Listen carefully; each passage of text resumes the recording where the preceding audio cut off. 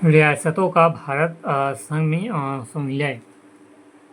छत्तीसगढ़ में रियासतों एवं जमींदारों की संक्षिप्त परिचय।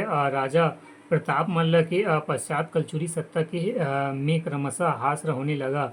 कलचुरियों ने रतनपुर और रायपुर शाखाएं निर्मित हो गई थी। 14 शताब्दी के मध्य में पटना गढ़ के चौहान राजाओं ने उड़ीसा के संबलपुर क्षेत्र में स्वतंत्रता अधियापित कायम कर लिया था। उनकी संबलपुर एवं सोनपुर खरियार की शाखाएं स्थापित हो गई थी। कुछ समय पश्चात गढ़ामंडला के राजगोड़ वंश ने छत्तीसगढ़ के कुछ भूभाग पर अपना अधिकार कर लिया था। इस प्रकार इस अंचल में अनेक छोटी मोटी जमींदारियां बन गई जो कलचुरी चौहान गौड़ अधिसत्ता को स्वीकार करती थी।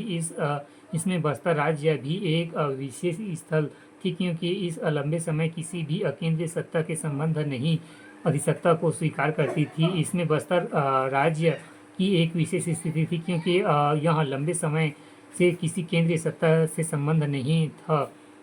इस काल में जमींदार केंद्रीय शासन के अधीन रहते हुए उसे कोई नहीं देते थे, किंतु आवश्यकता अनुसार केंद्रीय शक्ति को सहायता देते थे। मराठा काल सन 1741 ई को रतनपुर मराठों के अधीन मराठा काल में सन 1741 ई को रतनपुर मराठों के अधीन हो गया। अब स्थिति में परिवर्तन आ गया। मराठों ने जमींदारी क्षेत्र की खालसा क्षेत्र में परिवर्तन किया, परंतु कालांतर में महसूस किया कि जमींदारों की पदच्युत करने में व्यवस्था का संचालन कठिन होगा। अंततः उन्होंने पूर्व जमींदारों को यथावत रहने दिया। कुछ नई जमींदारियां यथा राजनांदगांव, छुई खदान, खुजरी आदि बनाई गई। जमींदारों को अब नियमित रूप से वार्षिक कर टपोली के रूप में देना पड़ता था। 1818 ई में ब्रिटिश संरक्षण काल में जमींदारों के साथ संबंधों को लिखित स्वरूप दिया गया। मराठा राज्य के पतन के पश्चात 1854 ई में छत्तीसगढ़ ब्रिटिश साम्राज्य में सम्मिलित कर लिया गया। ब्रिटिश काल में अंग्रेज ने सत्ता संभालते ही 1855 में पुराने सनदों का नवीनीकरण कर उनके पूर्व अधिकारों को यथावत रखा।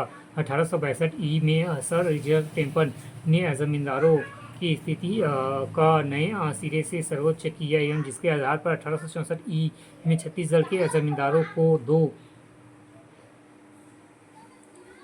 भागों में विभाजित किया गया। पहले वर्ग के अंतर्गत आने वाली जमींदारियों को रियासत अथवा जागीरदारी कहा गया। उनके प्रमुख को फिडरली चीफ, बाद में रूलिंग चीफ अथवा राजा कहा गया। दूसरे वर्ग के लोगों को जमींदार का दर्जा दिया गया। 1865 ई में छत्तीसगढ़ के 14 जमींदारों को रियासत प्रमुख के रूप में मान्यता दी गई। शेष साधारण जमींदार कहलाए। छत्तीसगढ़ की इन 14 रियासतों में कालाहांडी, पटना, रायखोल, बामरा, सोनपुर आदि 5 उड़िया भाषी एवं शेष रियासतें बस्तर, कांकेर, राजनांदगांव, खैरागढ़, छुई खदान, कवर्धा, शक्ति, रायगढ़, सारंगढ़ आदि 9 हिंदी भाषी थे। 1905 में उड़िया भाषी 5 रियासतें संबलपुर के साथ मध्य प्रदेश उड़ीसा में सम्मिलित कर दी गई एवं बंगाल के छोटा नागपुर, बिहार से एवं सरगुजा, अंबिकापुर, उदयपुर, कोरिया, बैकुंठपुर और चंग भाषण मध्य प्रांत छत्तीसगढ़ में मिला दिया गया।